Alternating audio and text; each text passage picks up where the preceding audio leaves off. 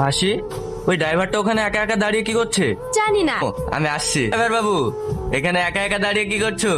আমি এখানেই ঠিক আছি। আর এই নাও। আমি এসব খাই না। চেনা রসুনের ছেলে হয়ে মদ খাই না বললে হয়? নাও নাও, খাও খাও, খাও।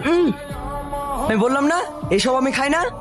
তোর এত বড় সাহস, তুই আমার গায়ে ধাক্কা মারিস? এই, তুই এটা কি করলি? তোকে তো চুপ, একদম চুপ। আমি ড্রাইভার, কিন্তু কারো গোলাম নই।